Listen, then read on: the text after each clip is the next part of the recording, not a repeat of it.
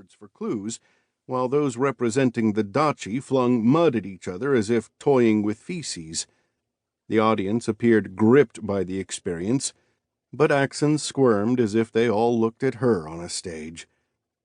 Her eyes roved upward, taking in the 100 arches that braced the wide ceiling.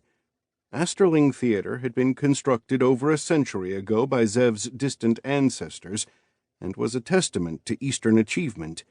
They had autocarts and flameless candles and all manner of wonders throughout the city, none of which required casting spells.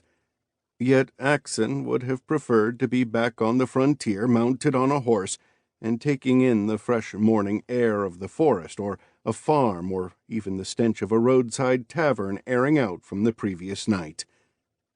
She glanced towards the archway exit. On stage, the actors representing Zev, Mr. Duke, and her all sat at a long table as they interrogated another actor portraying Phylune. She looked back at the exit. That's when she saw the Vashan. He wore a tan cloak and black boots. A simple shirt covered his broad chest. Like all Vashan, he wore a wooden mask painted red with white designs.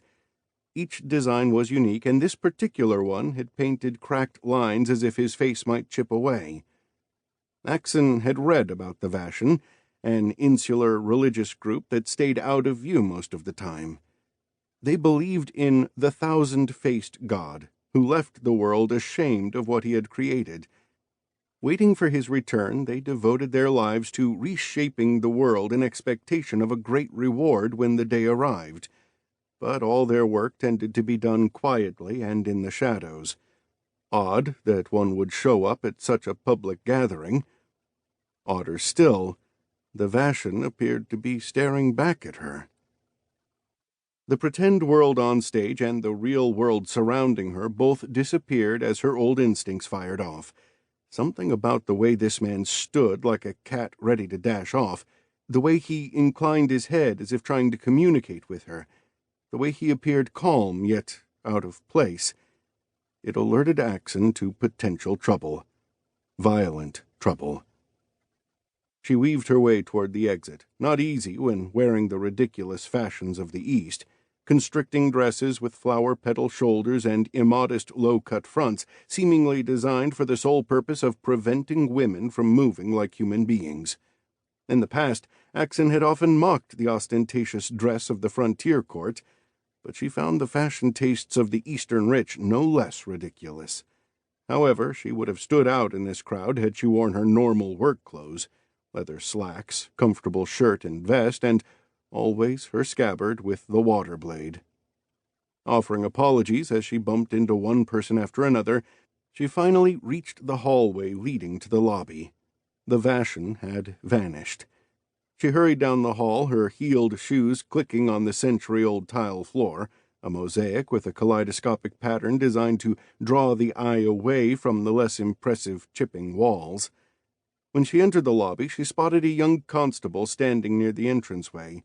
He wore the black cloak with white piping of a new recruit. No surprise there. None of the seasoned constables wanted to miss out on the show. "Excuse me, sir," she said. Tipping his round cap, eager to deal with anything beyond standing at the entrance, he hurried toward her. "Yes, ma'am, what can I do for you?" "Did you see a Vashan man come through here?" "A Vashan? No, ma'am, and don't you worry. I would never let those sorts into this fine establishment." "But he was in here. I saw him. He came this way." "No, ma'am. Nobody came this way except for you. Perhaps you need some fresh air or a cool drink. I hear it can get awfully hot inside. Makes the mind see all sorts of things." Axon's hand headed down for her blade, but, of course, it was not there. She thought about grabbing this idiot by the lapels and shoving him against the wall, but no good would come of that. While the constable could not be certain that she was a foreigner, he could make an educated guess.